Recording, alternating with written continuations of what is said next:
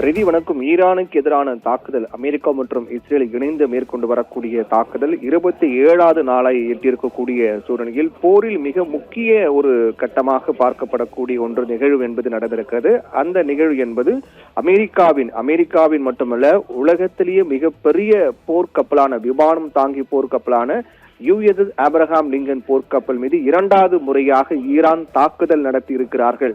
இது அமெரிக்காவுக்கு ஒரு மிகப்பெரிய பின்னடைவு, ஈரானுக்கு ஒரு மிகப்பெரிய வெற்றியாக தான் பார்க்கப்படுகின்றது.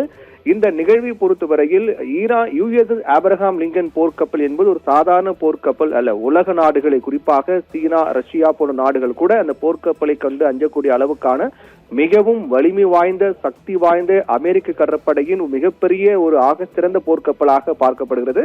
இந்த ஆப்ரஹாம் லிங்கன் போர்க்கப்பல் அணுசக்தியால் இயங்கக்கூடிய சுமார் 1100 அடி நீளம் கொண்ட நிமிட்ஸ் வகை விமானம் தாங்கி கப்பலாக இருக்கின்றது. இது 90க்கும் மேற்பட்ட விமானங்களை சுமந்து செல்லக்கூடிய ஒரு திறன் கொண்டது. மிக முக்கியமாக ஒரு முறை எரிபொருள் நிரப்பினால் 25 ஆண்டுகள் வரை இயங்கக்கூடிய திறன் கொண்டதாக 1,00,000 டன்கள் எடை கொண்ட இந்த கப்பல் ஒரு மிதக்கும் விமான நிலையம் போன்று செயல்பட்டு வருகிறது. போர் விமானங்கள், ஹெலிகாப்டர்கள் மற்றும் ஏவுகணை தடுப்பு அமைப்புகளை கொண்டிருக்கிறது.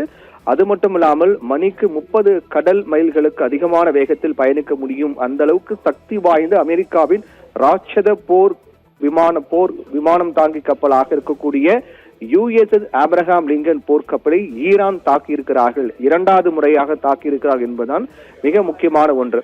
அதாவது ஈரானுக்கு எதிரான போரில் ஈடுபடுவதற்காக ஓமன் கடல் மற்றும் அரபிக்கடல் பகுதியில் நிறுத்தப்பட்டிருந்த இந்த கப்பலை ஈரானுடைய புரட்சி காவல் படை IRGC என்று சொல்லப்படக்கூடிய ஈரான் புரட்சி காவல் படை ஏவுகணை மூலமாக தாக்கியிருப்பதாக கூறப்படுகிறது. அதாவது போர் தொடர்ந்து நடைபெற்று வரக்கூடிய நிலையில் கடற்கரையில் இருந்து கடலை நோக்கி ஏவப்பட்ட குவாடர் ரக கடலோர குரூஸ் ஏவுகணைகளை வீசி இந்த கப்பலை தாக்கியிருப்பதாக ஈரான் தெரிவிக்கிறார்கள்.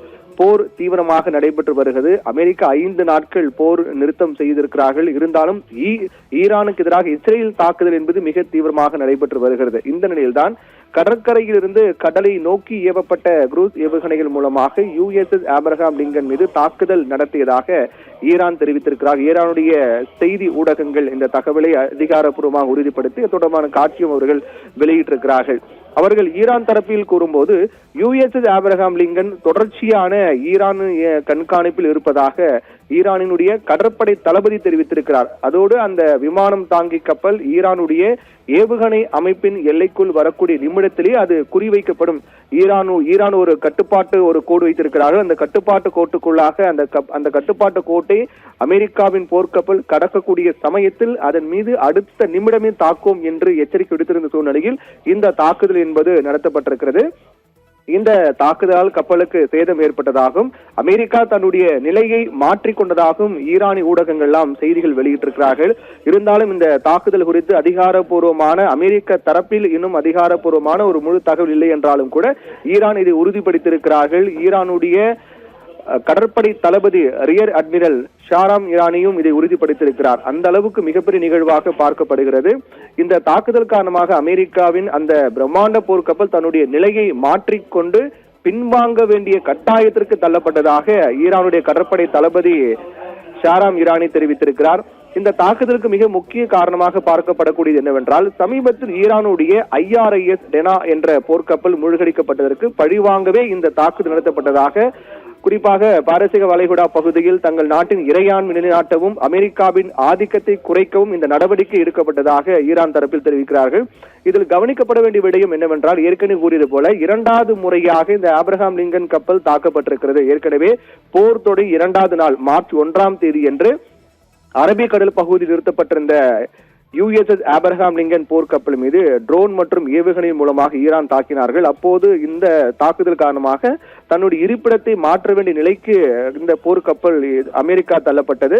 அதை தொடர்ந்து 2வது முறையாக இந்த தாக்குதல் நடத்தப்பட்டிருக்கிறது. இது மிகப்பெரிய ஒரு நிகழ்வாக பார்க்கப்படுகிறது. ஒருபுறம் 5 நாட்கள் போர் நிறுத்தம் அமெரிக்கா அறிவித்திருந்தாலும் கூட மறுபுறம் இஸ்ரேல் ஈரான் மீது மிக தீவிர தாக்குதல், ஈரான் மட்டுமில்லாமல் லெபனான் மீது மிக தீவிரமான தாக்குதல் மேற்கொண்டு வருகிறார்கள். ஈரான் அதற்கு மிகப்பெரிய பதிலடி கொடுத்து வருகிறார்கள்.